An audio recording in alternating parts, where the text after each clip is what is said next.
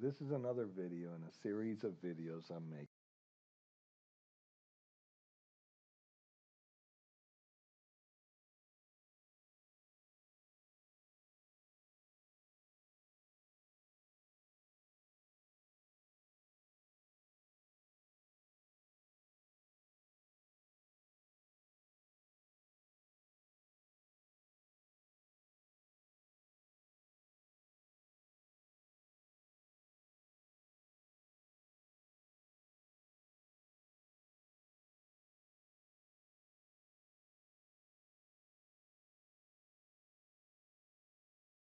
Primary things we'll do is compare solar to diesel plus battery to solar plus battery only and all that stuff. And we're going to use the database that of costs and efficiencies and characteristics. But I'm also going to use something on the, and I'm going to have another, I'll make a longer presentation about this one. Ooh, it's called gas and oil price futures number 2 right now. Okay, now on this file, it's a little bit of a larger file. I went to the futures market, the CME kind of database, and collected all this kind of stuff. One is down here. I collected the price of number 2 oil, diesel, and I convert that to USD per MMBTU from gallons. And then I make a little. I used to use this thing called a list box, but Excel succeeded in. I hope this is not why I'm getting this likes criticizing Excel and Trump and everybody, but Excel succeeded in making list boxes blow up your computer. So I've taken these out and replaced them with kind of little check boxes. Now, one of the things they have on this thing here on the futures market is they have the cost. They have the futures electricity price for off peak and the futures electricity price for on peak. Okay, and let's do a simple analysis. Let's start with this one, and notice I picked the wrong thing. I should have picked the on peak cost in USD per megawatt hour. This was for NEPOOL, which is the New England, where this state called Maine is, and other states like Vermont and someplace, whatever. And if you have storage, one simple way to look at that is let's buy power in the off peak and sell it in the on peak. Now, of course, you need more refined data. I said, of course, but maybe there are really big spikes here and maybe there are really big troughs here. Okay, but I'm just going to illustrate kind of how it works and what the economics, the pure economics without all the regulation services and everything else, how they would work and why you need a carrying charge rate. And maybe I'm even going to have to make 2 videos because this is almost like an introductory video. My God, I wouldn't want to make the videos too long. Okay. Now, we also have this database of battery costs. You can go to chapter number. Now, I have been giving a lot of Google Drives out for free, of course. It's stupid. But whatever. No, that's not so stupid. I like you. I want you to have real information. Now, in renewable energy, that's where I put in the battery section that's not on your Google Drive yet. I have to upload it. So if I gave you the Google Drive, you can still use the links, and every couple of months I update all the files. So it's not there yet. It will be, I promise. And then we put this, unless I screw it up somehow, the database of batteries of battery costs. That's the last video. And then I'm going to just pick one of these battery costs. Now, I picked a lithium battery for whatever. And we'll be able to pick you can pick whatever you like here. And I took the low end of the cost. Excuse me. Sorry about that. I hope you didn't hear that. I hope it's not buzzing. Some people send me a nice comment, not a stupid little dislike. Somebody's really mad at me. And then we can get, let's see, I can get a battery with a duration of 8 hours. But for that, I have to pay almost $4,000, $4,000 a kilowatt. Oh no! And in terms of the cost of storage, it doesn't look like that much. If I only have 4 hours of storage, then I can get away with 2,000. Okay, this 8 hours, so it's the more storage. It's costing me a lot for more storage. And let me see. So let's take one with 4 hours. 2,000 USD a kilowatt, and then we have 92% efficiency. I don't care about the rest of this. And oh, this is kind of a nice one. Let's look at another 4-hour one. This is a 4-hour one. This is 2,000, but then we have a replacement capital cost. And this is a replacement capital cost in terms of USD per kilowatt hour. So in terms of a percent, that replacement capital cost is come on is 9.43%. So I'll use that. We're going to have, let's use this one. So we've got about 2,000, and we've got to spend an extra percentage, and our efficiency, I missed the efficiency, sorry about that. The O&M cost is only 1.4% of the capital, and the efficiency is 92%. Those are the numbers we really need. Now, I'm going to try to remember a few of these numbers and show you how difficult this thing is. The other thing, remember, is that the lifetime of the project is 20 years. Now, to give you an introduction, we're going to go through all the kind of parameters. And this time, oops, I'm sorry about that buzz. Sorry. No, don't yell at me, please. And then I'm going to put in all of these kind of financial parameters. I'm not for once going to use a project finance model. I'm going to use a much more traditional kind of analysis. And then when we put all of these kind of parameters in, we're going to get a carrying charge analysis. Don't be afraid. So in this case, I get a 5.15%. That's if I have, oops, but it's got a 25-year life, so I'm going to have to change this and put some kind of more realistic parameters in, and that's going to be the real subject of this video. Then I get a 6.26% carrying charge. Let's show you why that's so important. So I'm going to go back to I press Control-Tab, and I'm going to show you in another video how to do all this kind of stuff. So we got an on-peak and an off-peak. Now, I kind of did a little side calculation, and the first thing I did was, let's take the on-peak divided by the off-peak. And let's just kind of go, and they go till the year 2000. This is the futures prices.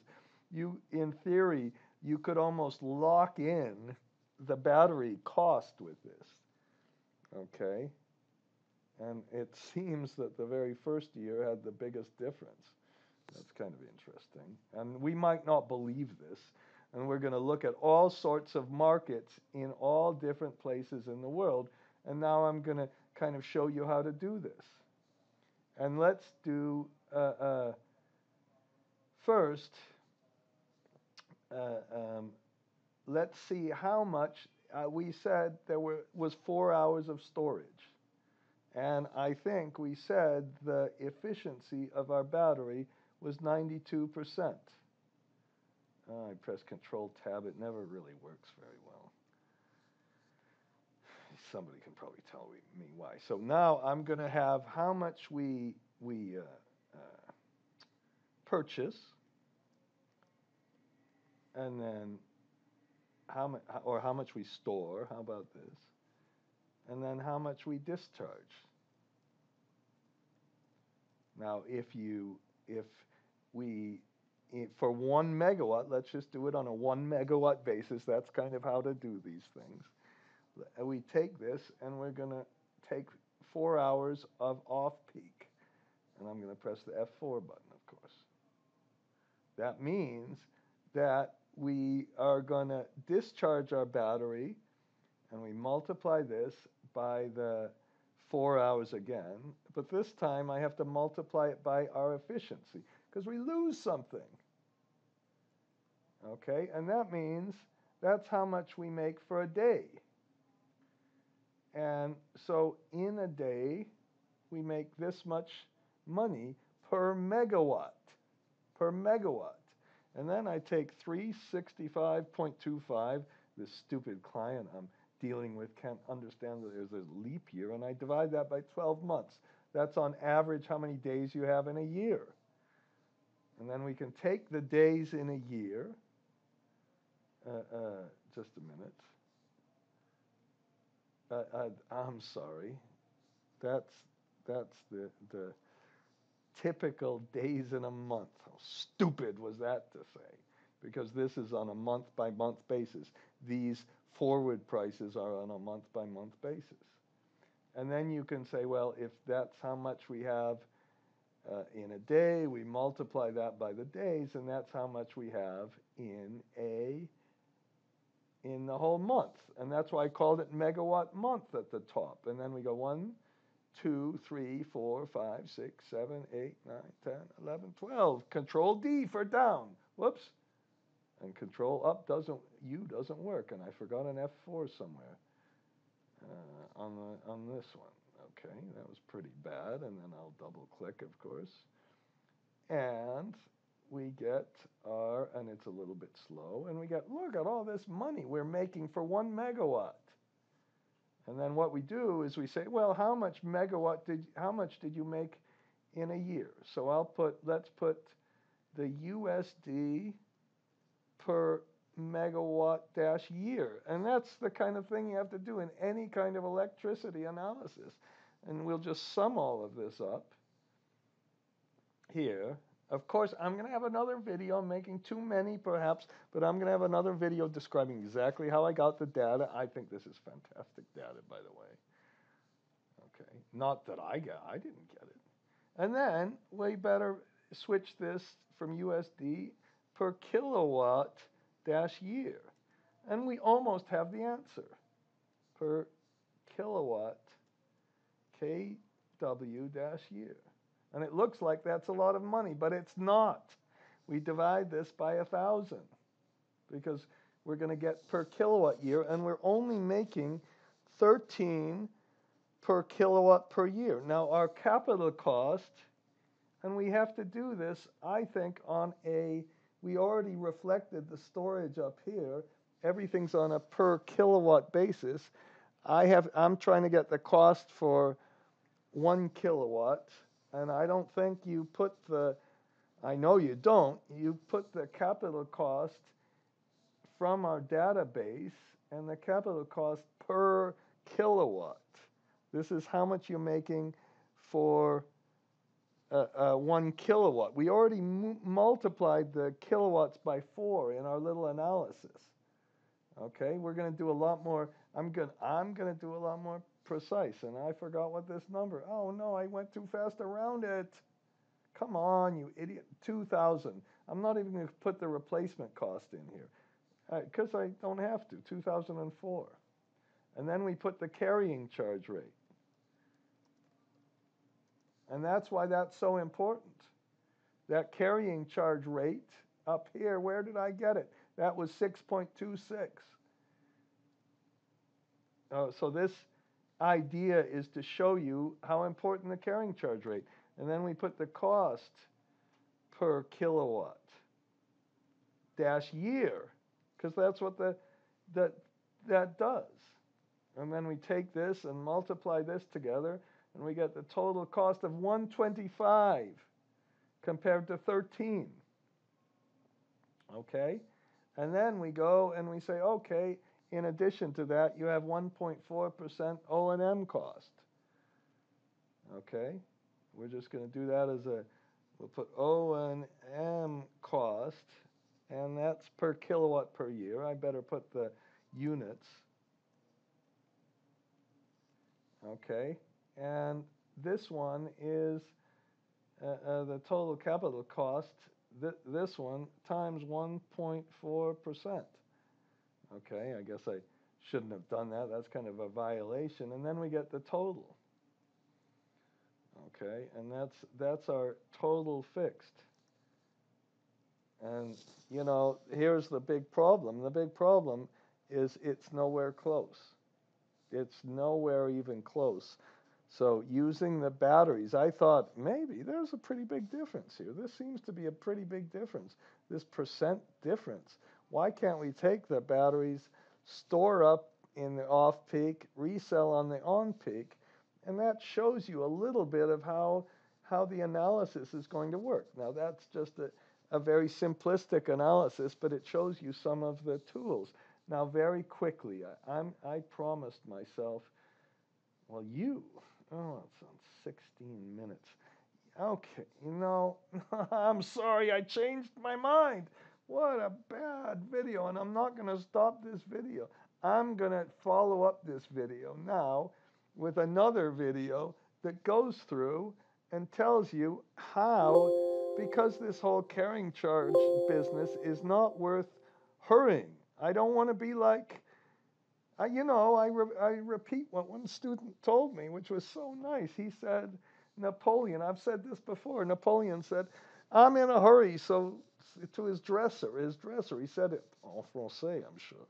He said, Je suis pressé, I'm in a hurry, so dress me slowly, plus lentement.